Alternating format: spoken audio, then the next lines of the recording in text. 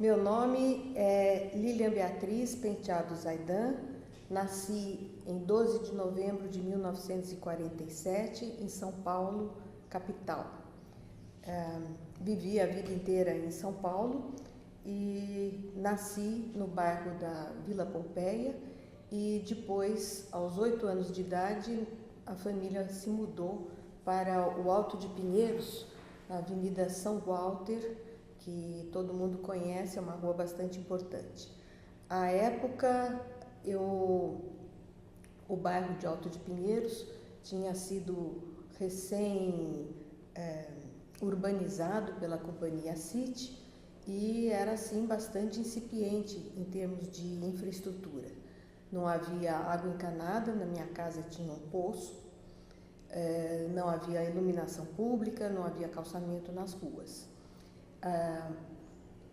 A região lá tinha o nome, a rua principal chamava-se Estrada das Boiadas e tinha esse nome porque havia vários rebanhos de vacas pastando na região, porque havia bastante pasto disponível, e até um senhor de origem alemã que trazia os carneiros para pastar, e em frente de casa a gente algumas vezes via os carneiros e as vacas chegavam até a entrar dentro do jardim, e eu era mais valente, saía para tocar as vacas do jardim para não estragar o jardim da minha mãe.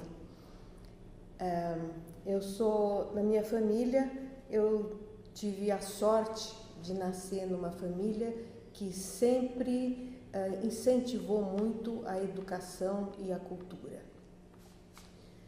Meu pai é de uma família de origem brasileira, tradicional, e minha mãe de origem alemã, austríaca, é filha única, minha mãe é filha única, e eu sou a filha do meio de 3 mulheres.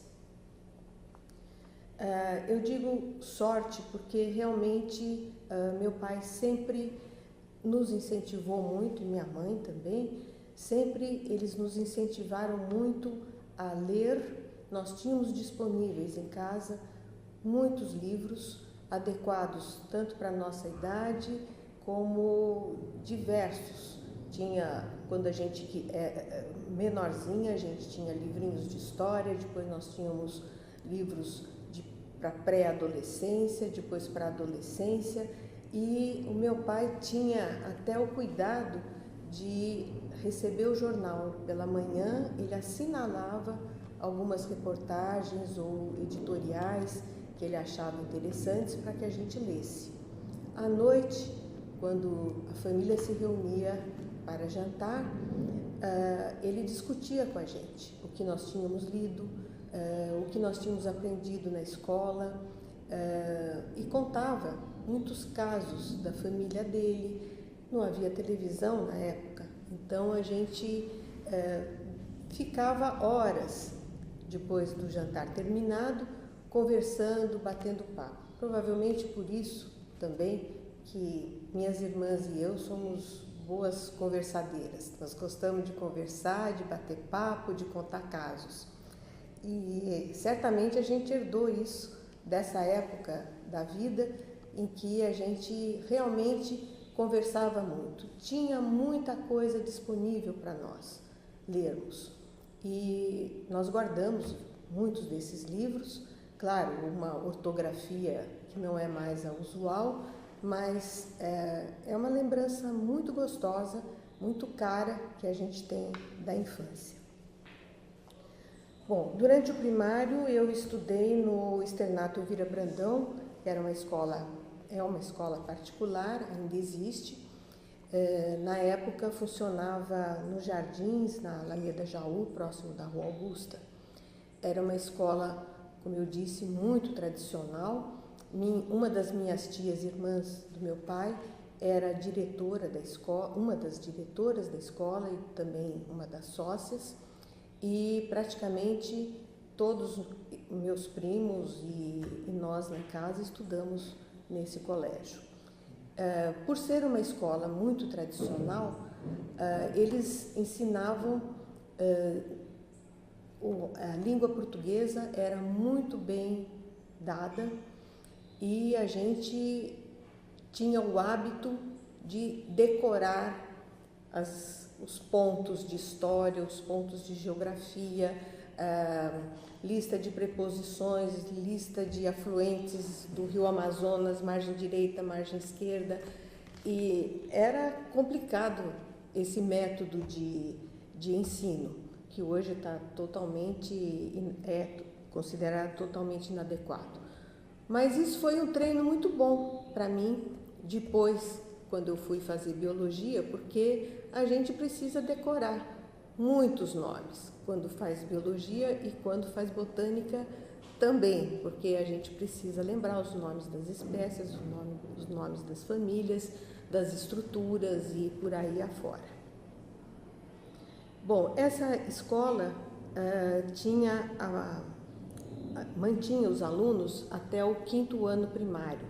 Na época, seria agora o ensino fundamental. Terminado o 5º ano, os alunos tinham que procurar uma outra escola para fazer o curso ginasial, ou o final do fundamental hoje em dia. E eu fui para um colégio que se chama Colégio Santa Maria.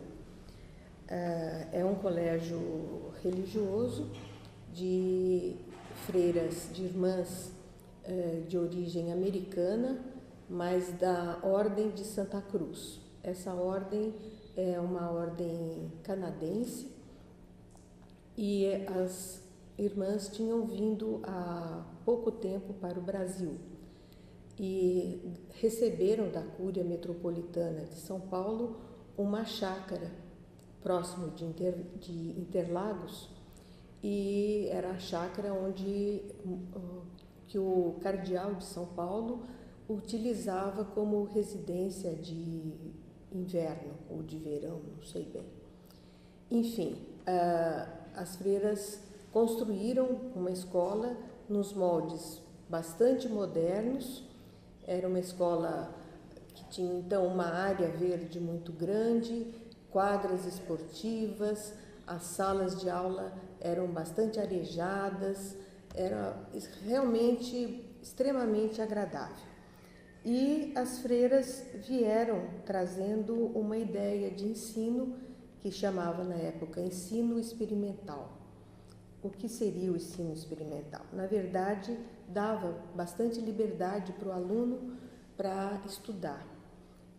Nós ficávamos em regime de semi-internato no colégio, chegávamos às 8, saíamos às 4:30 da tarde, e havia períodos em que a gente podia estudar na escola, fazer lição na escola. Então, os alunos é que montavam um ponto de história geral, de história do Brasil, do que quer que fosse, e isso também acaba dando um treinamento muito bom, porque a gente tinha uma bibliografia à disposição. No fundo da classe havia uma estante com os livros que a gente podia utilizar, tinha uma biblioteca na escola também, então a gente podia ler várias versões da mesma história, né? do mesmo fato, e montava um ponto. Então isso nos ajudava realmente a começar a entender o que era importante, do que não era tão importante, e depois fazer as provas, etc. e tal. Tinha uma outra vantagem muito grande nessa escola. As freiras eram americanas e estavam há pouco tempo no Brasil. Então, muitas vezes, algumas delas davam aulas para nós, principalmente aula de religião, aula de latim, o próprio idioma inglês, e a gente tinha que entender o que elas falavam. Então, isso também me ensinou uma convivência grande com a língua inglesa, que me acompanhou e me serviu a vida profissional inteira. Eu nunca precisei fazer um curso de inglês, porque eu tinha uma base da escola. E a mesma coisa com o francês.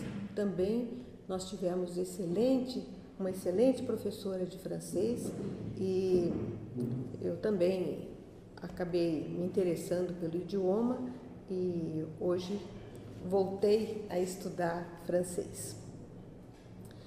Bom, nesse colégio eu tive excelentes professores e duas professoras de biologia que me incentivaram muito a estudar biologia. Uma delas chamava-se Raquel Atier e a outra Julieta Cury. As duas eram muito entusiasmadas pela biologia e realmente me cativaram para estudar, para ir para essa área.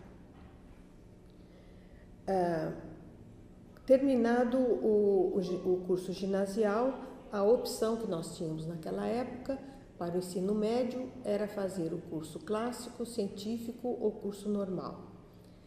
Mesmo querendo fazer biologia, eu optei por fazer o curso clássico. Eu sempre detestei matemática e sempre detestei química.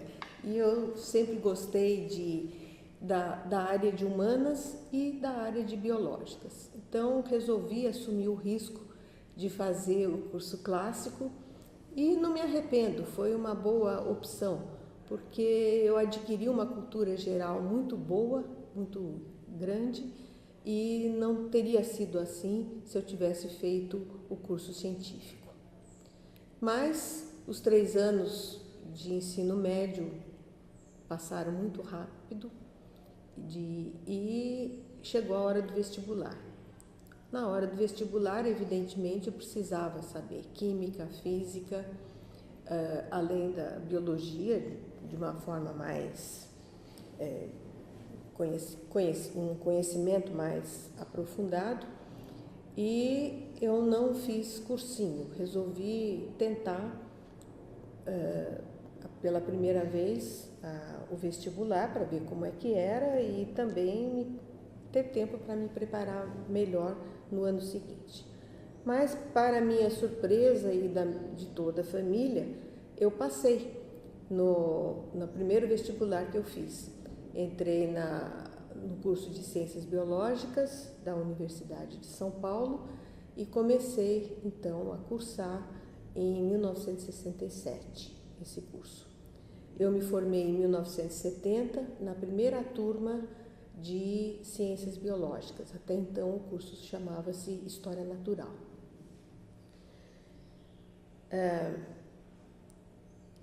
Realmente, analisando, eu tenho certeza que eu passei porque eu tive notas muito altas no vestibular em português e em inglês, que eram duas matérias ou 2 disciplinas que eu dominava muito bem. E comecei a fazer o curso. Logo no primeiro ano, nós tínhamos aula com o professor Renato Basile, que dava aulas de citologia. Ele tinha publicado um pequeno livro que chamava-se Um Pouco sobre a Célula. E a cada semana ele dava uma provinha relativa a um dos capítulos, de modo que os alunos já vinham para a aula com um certo conhecimento do que ele ia depois explicar de uma forma mais fácil, tirar dúvidas, etc. e tal. E eu me lembro que para a primeira prova eu estudei loucamente porque eu sabia das minhas dificuldades, que ainda por cima foram mais agravadas porque na primeira aula o professor Renato, comentando o sistema de ingresso dos alunos na universidade, citou que era um sistema que precisava ser mudado porque tinha uma série de problemas. Inclusive, ele sabia que tinha gente ali na classe, naquele momento, que passou no vestibular porque sabia português, inglês e não tinha base nenhuma em biologia, em química, em física. Que biólogo vai sair disso? E eu então vesti a carapuça e estudei muito para essa primeira prova. Bom, fiz a prova, Na outra semana ele trouxe as provas corrigidas e aí, de público, na frente de todos os alunos, ele falou: eu queria pedir desculpas a alguns alunos aqui desse grupo, porque eu vou dizer uma coisa para vocês.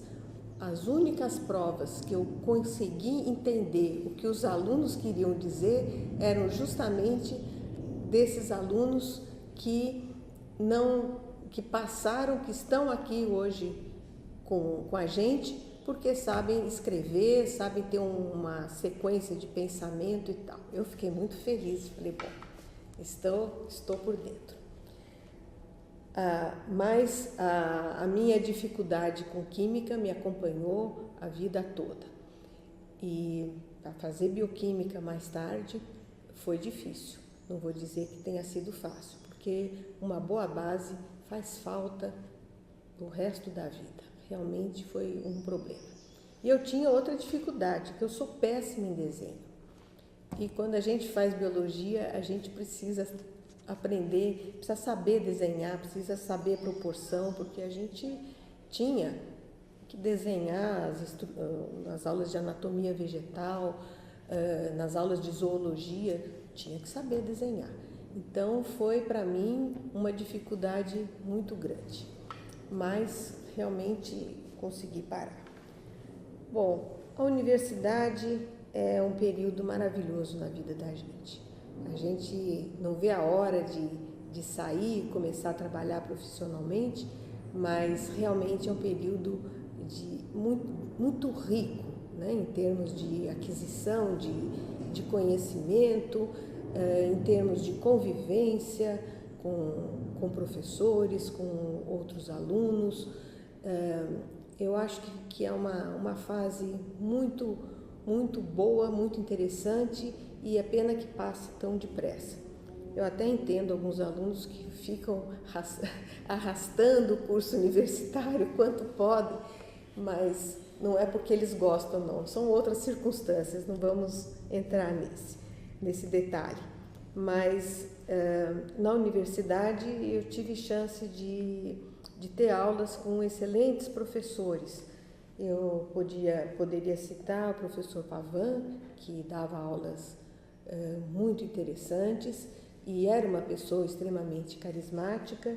O professor Paulo Vanzolini também era uma figura divertida, mas ao mesmo tempo extremamente sério, e dava aulas interessantes, mostrava para nós a zoologia de uma outra forma, não tão descritiva, e foi muito agradável tê-lo como professor de uma das optativas. Na parte de botânica, nós tínhamos a doutora Berta, o doutor Ailton Brandão Joly, o doutor Leopoldo Coutinho, o doutor Walter Andro, eram todos professores muito bons e a gente aprendeu bastante.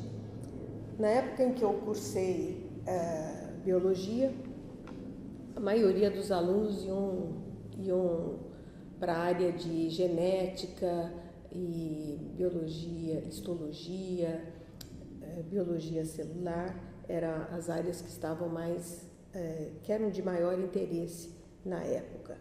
A botânica não era tão cativante, mas eu tive de novo mais um golpe de sorte. Em 1969, o Dr. Gil Felipe voltou de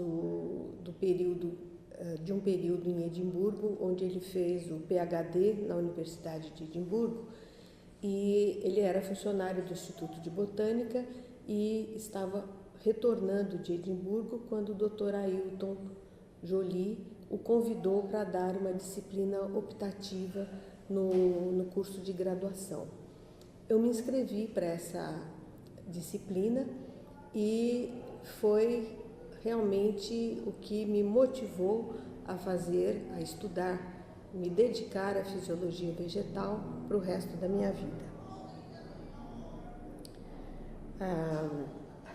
O Dr. Gil Felipe veio da Grã-Bretanha com uma proposta de ensino bastante diferente do que a gente estava acostumado na universidade. Ele tinha feito seu PhD com giberelinas e em fazelos vulgares, em feijão, feijoeiro.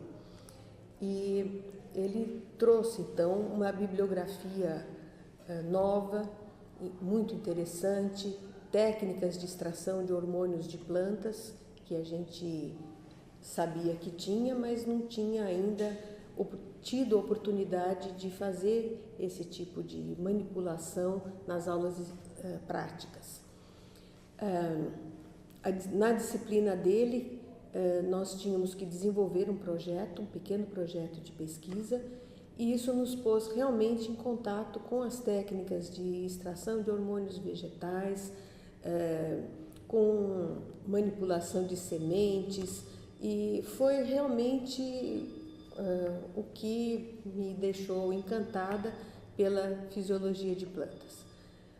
O Dr. Gil Felipe foi meu amigo a vida inteira e, infelizmente, ele depois teve que voltar para Edimburgo, porque assumiu um emprego em Edimburgo, mas eu vim então para o Instituto de Botânica e aqui encontrei o Dr. Ivani Ferraz Marques Valho e com ele eu continuei fazendo um estágio, ainda era aluna de graduação, e acabei ficando no Instituto de Botânica até 2012, quando me aposentei. Bom, ainda no primeiro ano da faculdade, no mês de julho, mês de férias, eu consegui um estágio no Instituto Biológico. Um dos irmãos do meu pai, um geógrafo, que fez uma carreira acadêmica bonita na Universidade de São Paulo, no tempo que ele passou em Paris estudando, fazendo um curso na Sorbonne, ele conheceu a doutora Vitória Rossetti, que também estava na mesma época em Paris, trabalhando com o professor Beauvais. E travaram o conhecimento e ficaram amigos. E essa amizade perdurou também por muitos anos. E quando ele soube que eu estava fazendo biologia, ele perguntou se eu gostaria de fazer um estágio no Instituto Biológico e, evidentemente, eu concordei e fui, então, trabalhar ainda muito de uma forma, fazendo, nem podia dizer que fosse uma iniciação científica, porque eu estava ainda no primeiro ano da faculdade. Mas fiquei lá por 2 anos e meio, tive uma bolsa depois de iniciação científica da FAPESP e fiquei trabalhando sob orientação da doutora Vitória Rossetti. A doutora Vitória Rossetti foi a primeira engenheiro agrônoma formada em São Paulo e fez uma carreira brilhante no Instituto Biológico, trabalhava com fitopatologia e teve uma importância muito grande na área, porque descreveu doenças dos citros e até mais recentemente, na época em que se fez o genoma da Xylella, que é uma doença também dos citros, que ela descreveu, ela também participou da equipe. Então, ela teve uma carreira longa e extremamente brilhante. Era bastante considerada internacionalmente também. Então, eu acho que eu tive um bom começo, fiquei lá no Instituto Biológico, mas depois de ter me encantado pela fisiologia vegetal, eu não poderia continuar lá. Então, foi com muita dor no coração que eu saí, mas tenho amigos até hoje dessa época em que eu trabalhei lá no Instituto Biológico. Bom, terminado esse estágio no Instituto Biológico, vim para o Instituto de Botânica, então fazer estágio com o Dr. Ivanivalho. Acabei a faculdade, me formei e vamos começar então o mestrado. Onde fazer o mestrado? Nessa época, a Escola Paulista de Medicina estava abrindo cursos em algumas áreas de pós-graduação, inclusive na área de farmacologia. E precisava compor um corpo docente e convidou alguns pesquisadores do Instituto de Botânica para se juntar a eles para formar um corpo docente na área de farmacologia. E vários pesquisadores aqui do Instituto de Botânica foram credenciados na Escola Paulista de Medicina, hoje Universidade Federal de São Paulo, inclusive o Dr. Ivanivalho, doutora Terezinha Melling, doutora Sônia Machado de Campos Dietrich, doutor Adalto Ivo Milanês, entre outros, e uma leva então de estagiários que estavam no Instituto de Botânica se inscreveram para iniciar o mestrado na Escola Paulista. Eu terminei meu mestrado lá, fiz o tema da minha tese foi enraizamento de folhas de uma cactácea que nós temos no Jardim Botânico, Perestia grandifolia, e a gente participava dos seminários da Escola Paulista e aprendi um pouco de farmacologia, um pouco de psicobiologia, psicofarmacologia, com o professor Carline, professor Ribeiro do Vale. Eu acho que foi assim uma época também muito interessante em que os horizontes se abriram bastante. O final da minha formação em nível de pós-graduação foi na Unicamp. Comecei meu doutorado lá com a orientação da doutora Sônia Machado de Campos Dietrich, e o meu trabalho de doutorado foi sobre floração, fotoperiodismo, indução de floração, crescimento vegetativo de uma espécie de Lamiácea, Riptis brevipes, e também quantificando os carboidratos presentes nas plantas em diferentes condições fotoperiódicas. Eu acho que foi interessante esse tipo de formação que eu tive, porque eu estudei na USP, fiz o doutorado na Unicamp, fiz o mestrado na Universidade Federal de São Paulo. Eu acho que isso foi importante para a minha formação. Às vezes as pessoas ficam um pouco acomodadas e fazem a graduação, o mestrado, o doutorado, sempre na mesma universidade. E eu acho que o fato de eu ter mudado de grupo de pesquisa, de gente com tipo de formação diferente, trazendo ideias novas, convivendo com alunos de outras origens também, eu acho que isso foi muito importante para a formação, é muito importante para a formação de qualquer pessoa. Então, além do enriquecimento pessoal, a gente também acaba tendo acesso a outros laboratórios, a outros grupos de pesquisa, e isso sempre vai ser útil ao longo da vida profissional.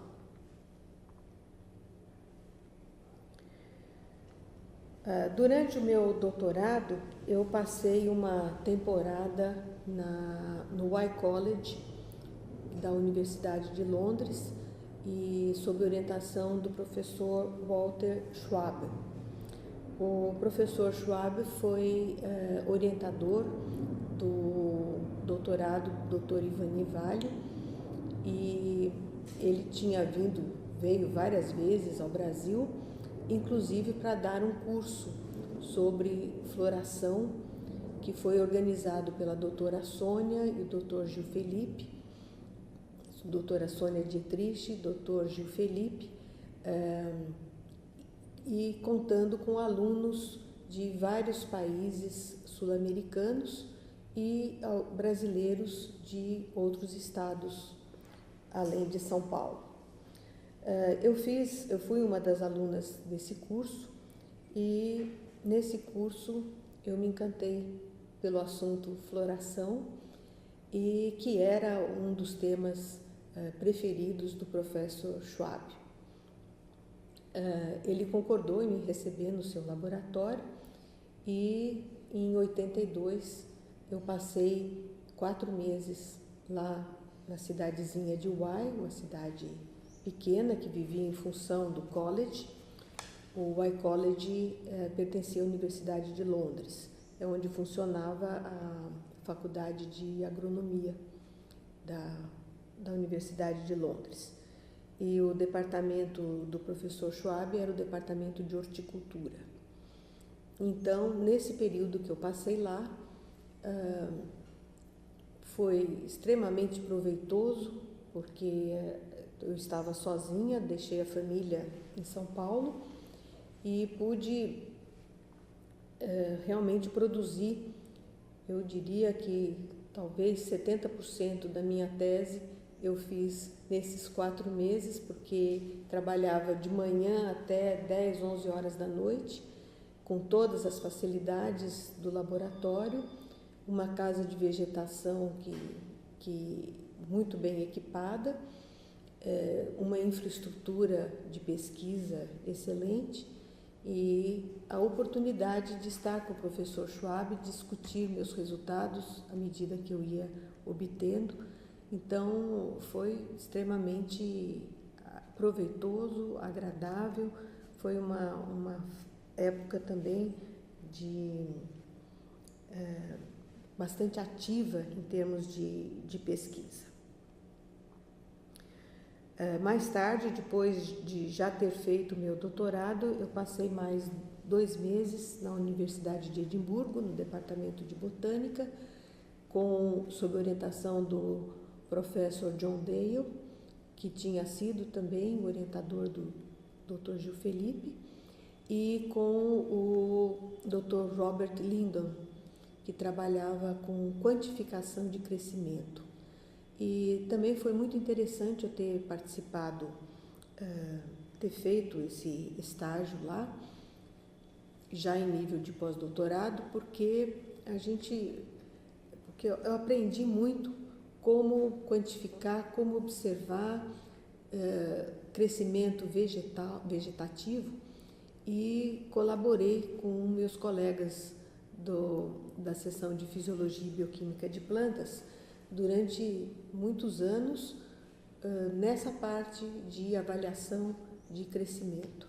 Então, eu acho que a minha formação científica, eu considero que tenha sido bem direcionada para o que depois eu fiz durante a minha vida profissional. Bom, como começou a minha vida profissional aqui no Instituto de Botânica? Eu acho que eu sou uma das poucas pesquisadoras aqui do Instituto que praticamente passei por todos os tipos de situações, desde estagiária, depois fui contratada como biologista, depois passei para a carreira de pesquisador científico, fui chefe da seção de Fisiologia e Bioquímica, fui diretora da divisão do Jardim Botânico, fui assessor técnico de direção e fui até diretora geral. Então, tudo que eu podia passar na instituição em termos administrativos e em termos de evolução profissional, eu fiz no Instituto de Botânica.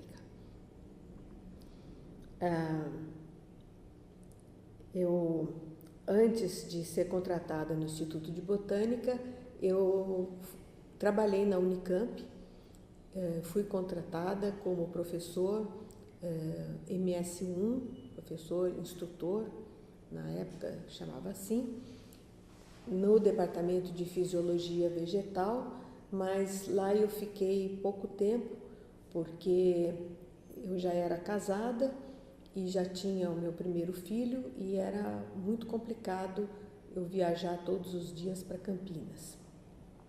E na época não foi possível a gente se mudar para Campinas, eu precisava permanecer em São Paulo.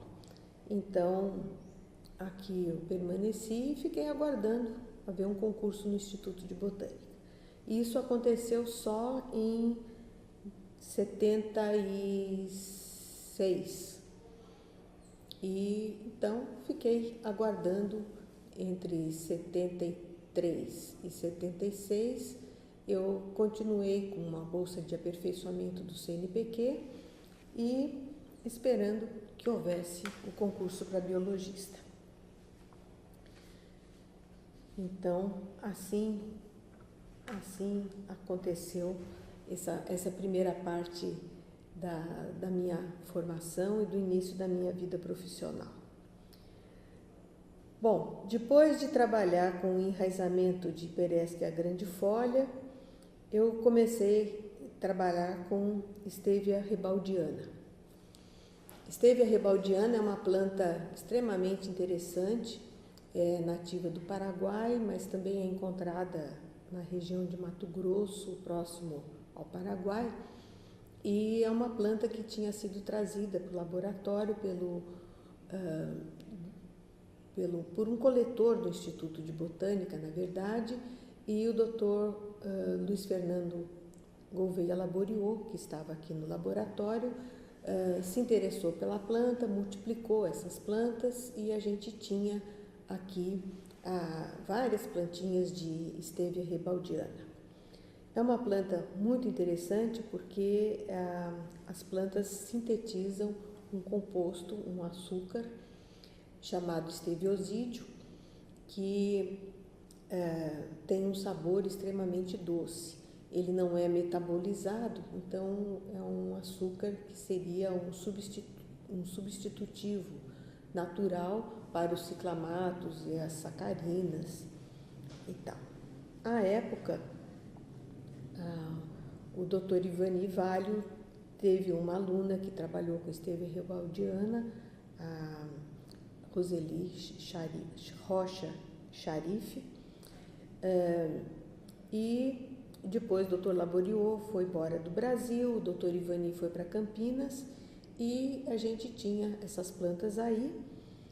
E por sugestão do Dr. Gil Felipe, eu comecei a mexer um pouco com o fotoperiodismo dessas plantas e de outras que tinham recém-vindo para a Unicamp e eram o objeto de estudo do Dr. Reinaldo Monteiro, que depois foi para a Unesp de Rio Claro, ele é professor lá.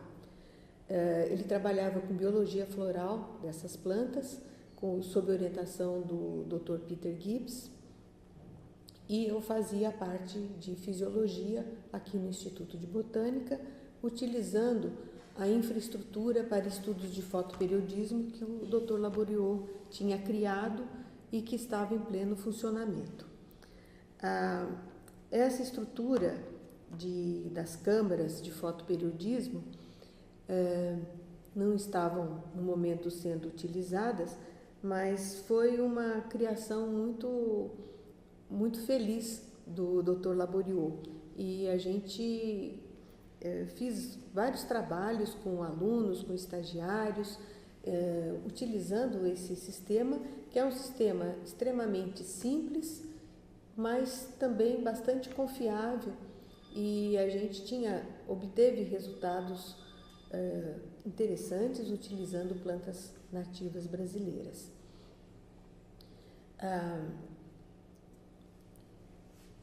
Depois disso, ainda com Stevia rebaldiana, eu consegui uma verba da FINEP durante um período e continuar estudando, porque a planta começou a ficar muito divulgada, várias pessoas se interessando, não só pela parte botânica, mas pela parte de extração desse composto, aplicação em alguns produtos industrializados. E hoje se vai nas prateleiras de supermercados e a gente encontra o adoçante Stevioxídeo, Stevia, o Stevita, tem alguns nomes mais populares, né? Mas são extraídos dessa planta que a gente, na verdade, começou a estudar aqui no Instituto de Botânica. Não por mim, mas pelo grupo Dr. Laboriot, o Dr. Ivani e depois o Dr. Gil e eu e a doutora Sônia demos continuidade a esses estudos. Então, com esse projeto da FINEP, a FINEP abriu uma linha de financiamento para a Stevia rebaldiana naquela época. Eu pude contratar uma técnica de laboratório e uma biologista, que foi a doutora Mariângela Machado de Carvalho. Na época, também ela era recém-formada e Mariângela acabou ficando na seção de Fisiologia e Bioquímica e nós trabalhamos muito em colaboração e essa colaboração extrapola porque Mariângela é uma das minhas grandes amigas.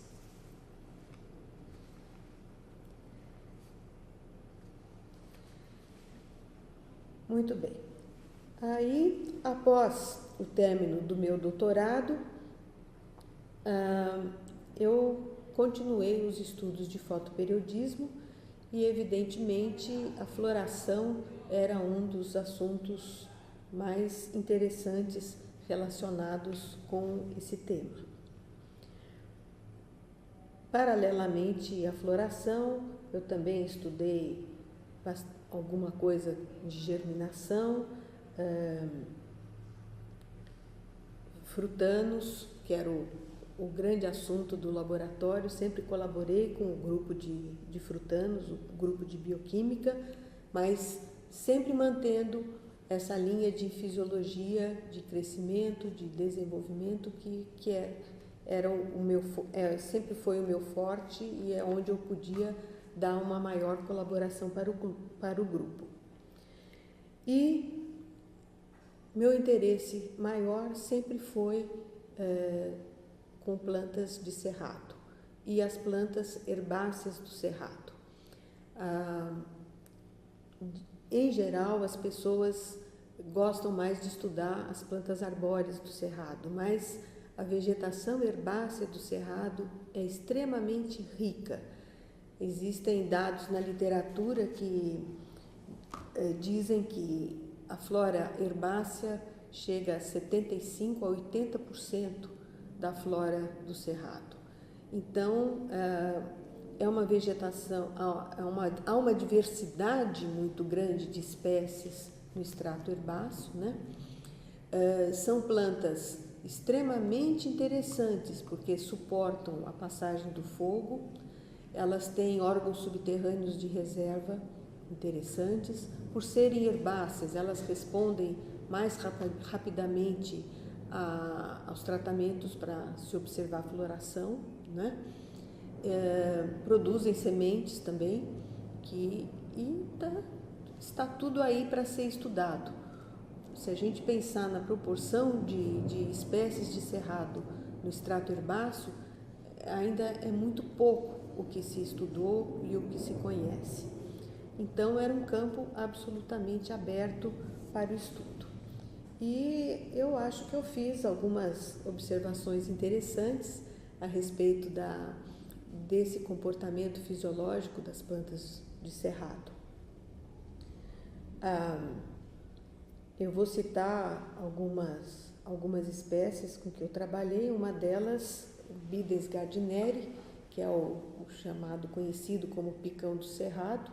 Ele tem a flor, as lígulas alaranjadas, grandes, e tem um comportamento para floração que a gente não esperaria encontrar em, num ambiente, num clima tropical como é o nosso.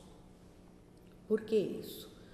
O Bidens gardneri tem um comportamento para floração que é considerado, que é chamado, conhecido como esteno fotoperiódico. Esteno quer dizer estreito.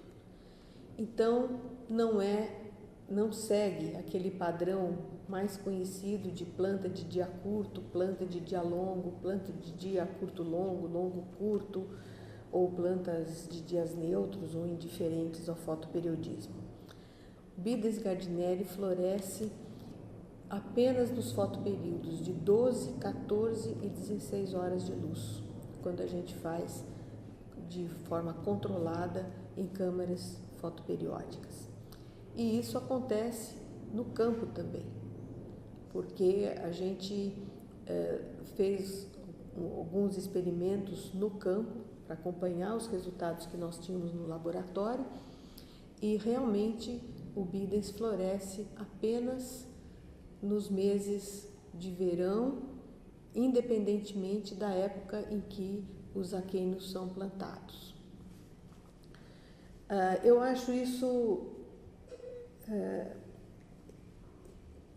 é um comportamento bastante particular, mas é preciso a gente estar sempre acompanhando no laboratório os experimentos, mas a gente não pode deixar de saber como que a planta, como que aquela espécie, as plantas daquela espécie se comportam na natureza. Então, eu sempre gostei de ir para o campo e durante anos, mensalmente, a gente ia para uma área de cerrado que é administrada pelo Instituto de Botânica, na Fazenda Campininha, no município de Mogi Guaçu, ou para Itirapina, que é uma área do Instituto Florestal, que pertence ao Instituto Florestal, ou para áreas na beira da estrada que tinham cerrado, que tinha acabado de ser queimado, que facilitava muito para nós encontrarmos as espécies que a gente estava procurando ou interessado em fazer estudos. Então, eu acho que é uma atividade que não pode ser deixada de lado, porque o pesquisador precisa saber como as coisas acontecem no ambiente natural para depois conseguir também interpretar os resultados que obtém no laboratório. Então, eu sempre coletei as plantas com que eu trabalhei, coletei as sementes que me interessavam, procurava trazer para o laboratório conhecimento de campo. E é uma coisa que hoje a gente não vê com muita frequência, porque muitas vezes as pessoas se interessam mais em trabalhar com uma das estruturas, esquecendo que aquilo faz parte de uma planta, de um organismo complexo, que está dentro de um ambiente com determinadas características, que sofre impactos diferentes. Então, eu acho que a ida ao campo é sempre interessante. E para quem trabalha com fisiologia de plantas, mesmo com bioquímica de plantas, eu acho que merece conhecer, vivenciar na natureza aquilo que a gente conhece pela bibliografia. Então, é importante ir para o campo. Bom, nós, junto com uma aluna minha, Rosana Carreira, nós estudamos também o comportamento de germinação de várias melastomatáceas do cerrado, e quem já viu semente de melastomatácea, entende como é difícil trabalhar com elas. São sementes são muito pequenininhas, e eu contei com a ajuda da Rosana Carreira, que era uma pessoa extremamente cuidadosa, paciente, habilidosa, e publicamos algumas coisas juntas, com comportamentos também que a gente conhece em alface, conhece em rabanete, e eu acho que é interessante que a gente tenha nas espécies nativas o mesmo tipo de comportamento em relação à presença, ausência de luz, porque eu acho que a gente precisa usar as plantas nativas em aulas práticas pelo Brasil afora. Então, eu acho que foi uma contribuição que a gente também pôde dar para quem se dedica ao ensino até em nível médio, não só em nível universitário. Bom, uma outra faceta da minha vida profissional foram os anos que eu dediquei à editoração científica. Eu sempre gostei muito de escrever, sempre gostei muito de ajudar meus colegas, dando sugestões sobre a forma de redação, de trabalhos, e acabei me interessando pela editoração científica. Eu comecei, a doutora Sônia Dietrich era editor de fanerógamas na revista institucional Rênia, e me convidou para ser o editor assistente e comecei trabalhando com ela, aprendendo a fazer o trabalho de editoração. Depois fui trabalhar com a doutora Terezinha Mellen, quando também ela fazia a parte, era responsável pela editoria de fanerógamos do Instituto de Botânica. Trabalhei vários anos com Terezinha Mellen e trabalhamos muito bem juntas.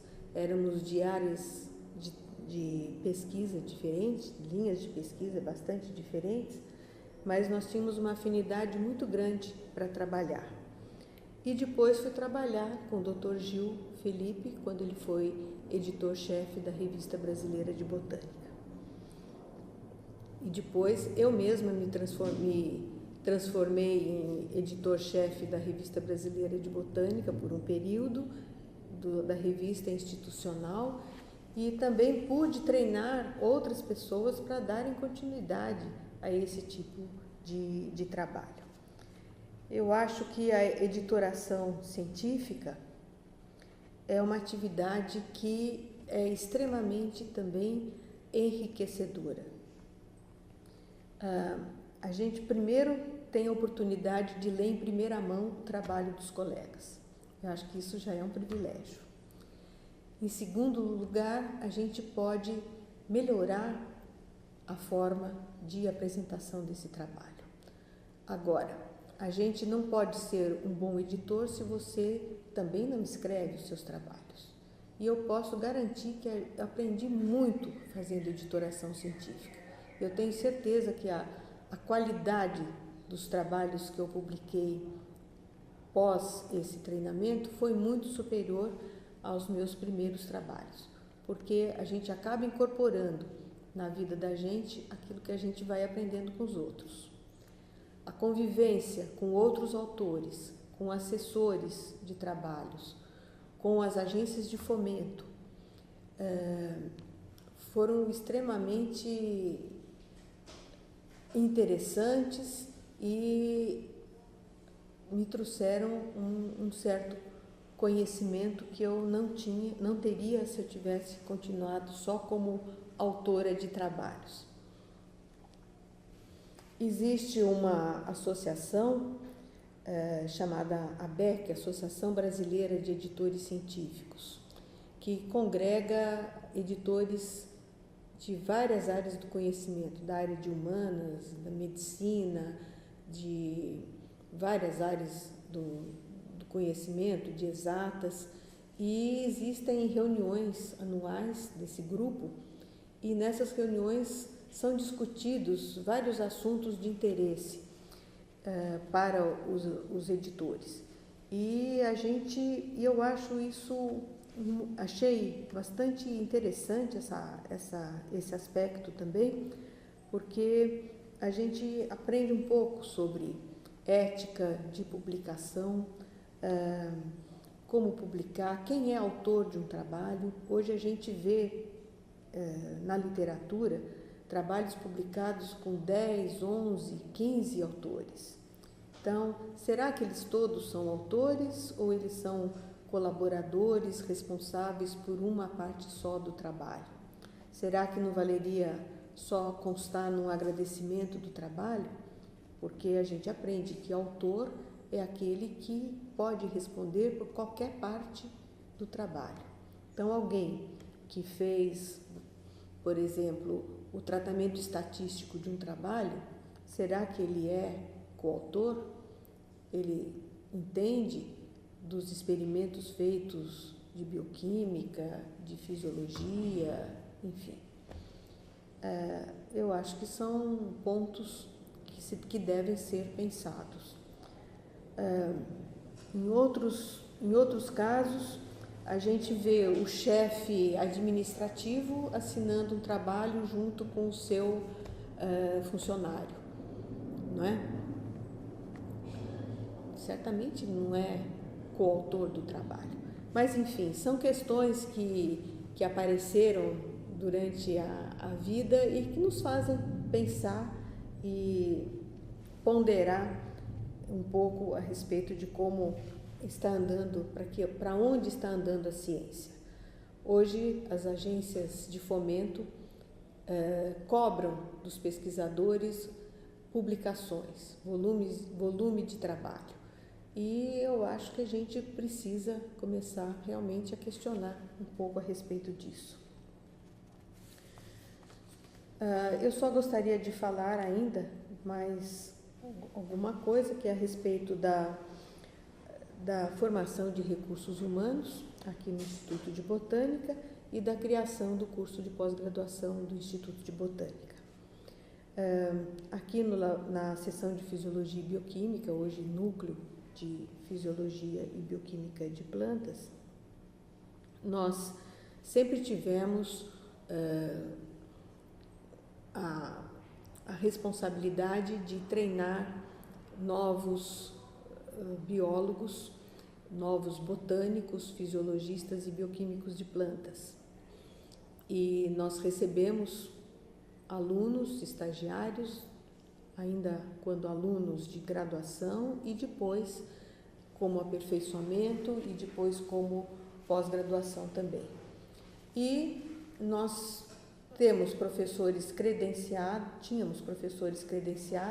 em diversas universidades e muitas vezes esses professores credenciados, primeiro que as universidades também cresceram, felizmente, e fecharam o número de pesquisadores colaboradores, um pouco também por conta da orientação da CAPES e do próprio andamento dos cursos de pós-graduação. Então, muitos colegas aqui do Instituto de Botânica não tinham como orientar oficialmente alguns alunos. O trabalho era desenvolvido no Instituto de Botânica, mas o título era de alguém da universidade. O Instituto de Botânica sempre foi um instituto complementar às universidades. Então, nós temos aqui no Instituto de Botânica algumas linhas de pesquisa que não são desenvolvidas, por exemplo, pela Universidade de São Paulo. Eu posso citar, por exemplo, líquens, não é? Nós temos especialistas em líquens aqui no Instituto de Botânica, algas continentais, nós só tínhamos na época algas marinhas sendo estudadas na Universidade de São Paulo, a própria fisiologia e bioquímica de plantas, os alunos que precisavam de algum suporte, precisavam executar alguns experimentos em bioquímica, vinham para o Instituto de Botânica, porque aqui nós tínhamos os equipamentos necessários, o know-how e a expertise, né? Então, o Instituto de Botânica complementava a universidade. Então, por que não a gente ter o nosso próprio curso de pós-graduação. Mas nós não queríamos um curso de pós-graduação em botânica, nós queríamos um curso de pós-graduação voltado para a área de meio ambiente, que no decorrer desses anos tomou uma importância muito grande para o estado de São Paulo, para o Brasil, para o mundo inteiro. Então, essa foi o nosso objetivo. Eu era assistente de direção na época, o Dr. Adalto Ivo Milanês, diretor-geral, e levei a ele essa ideia e ele achou que valeria a pena a gente começar a trabalhar nessa direção. Com a saída dele da diretoria-geral, eu fui para a diretoria-geral, isso foi em 1999, e havia um grupo de trabalho já instituído, que nós demos continuidade a isso, formado pela doutora Maria das Graças Vanderlei, doutora Sandra Truffen, a doutora Sônia Machado de Campos Dietrich, doutor Carlos Bicudo e a doutora Yara Strufaldi Devono, e também a doutora Solange Malzone Viveiros. Então,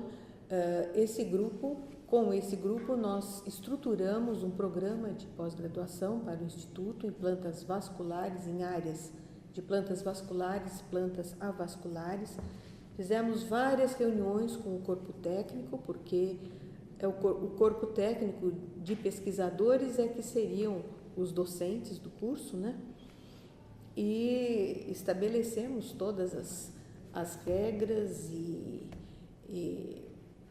o regimento interno, enfim, tudo que era necessário, e eu fui muito satisfeita para Brasília com vários volumes da nossa proposta para entregar na CAPES. Os formulários são imensos, são enormes, detalhados, tínhamos que colocar a ementa das disciplinas, carga horária, responsável, número de alunos, tínhamos que mostrar que havia infraestrutura institucional em termos de sala de aula, equipamentos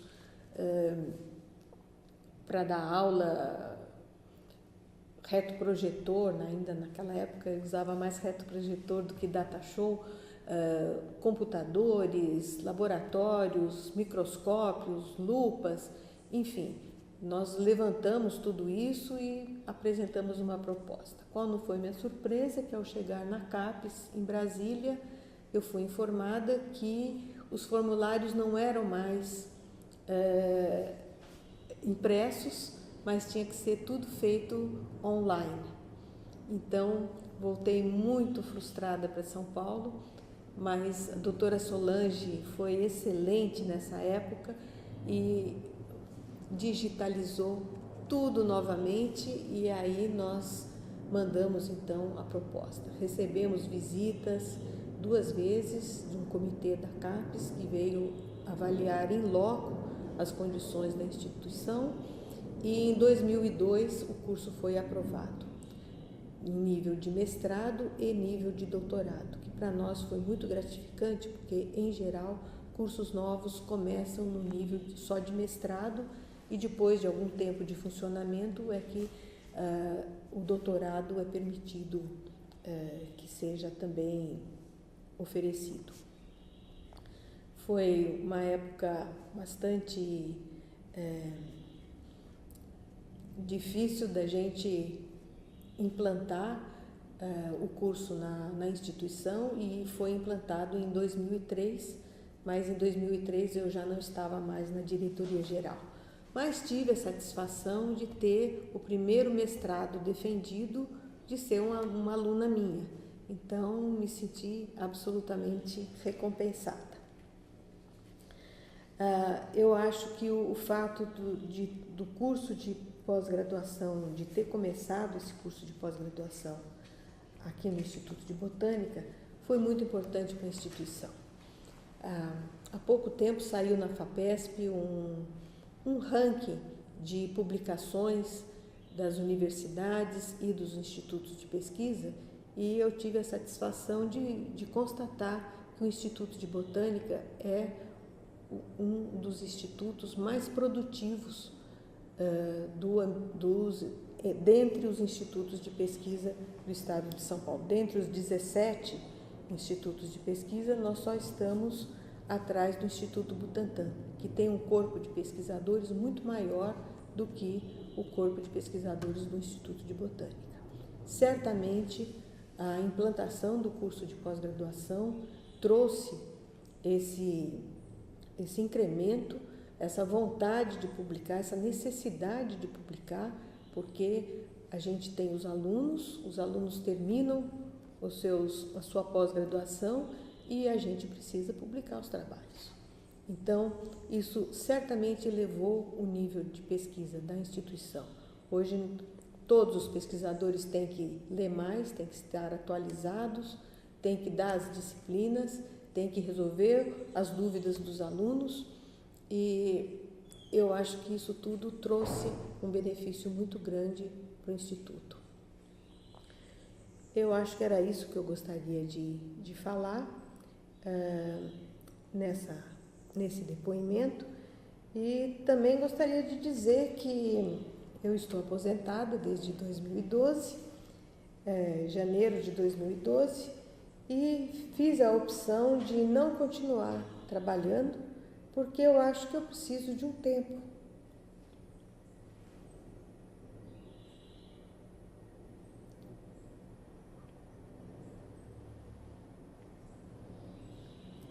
Um tempo para fazer aquilo que eu gosto.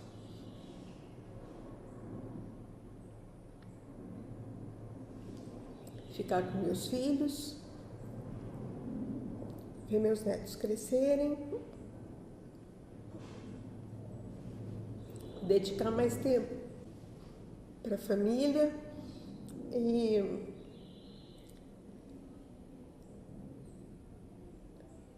estudar um pouco de francês, que eu estou fazendo com muito prazer.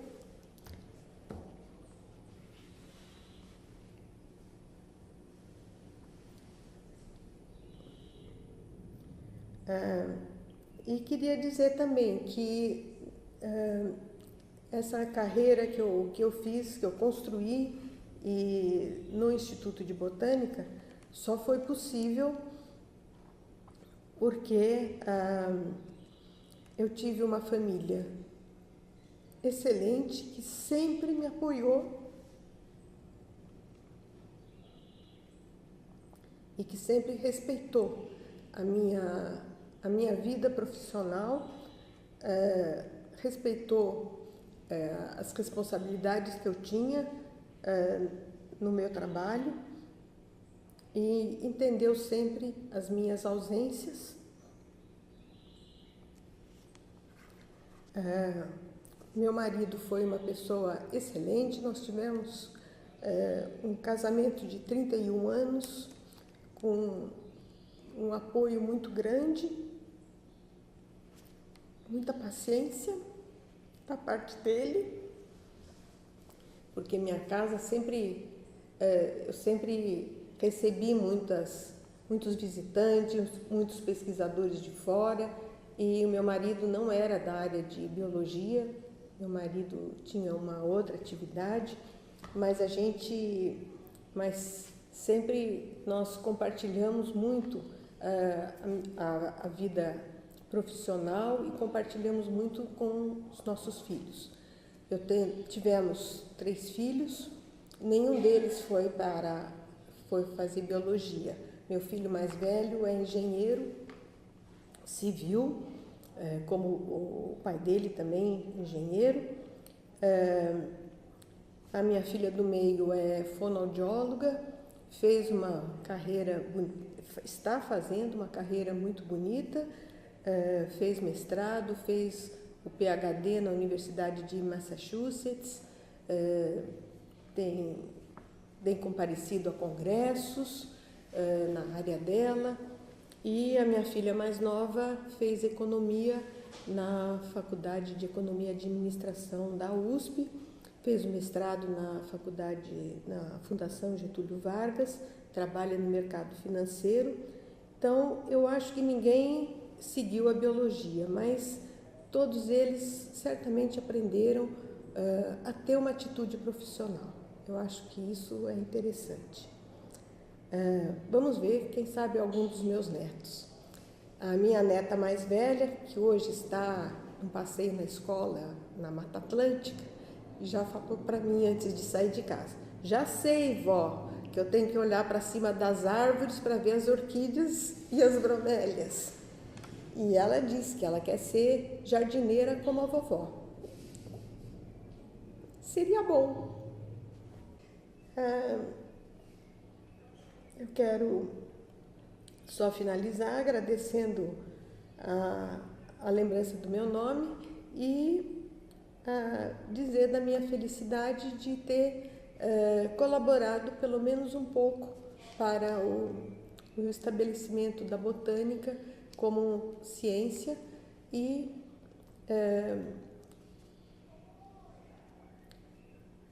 no Brasil, e desejando que realmente as pessoas que me sucederem continuem a trabalhar com entusiasmo, com perseverança e produzindo e criando novos botânicos. Obrigada.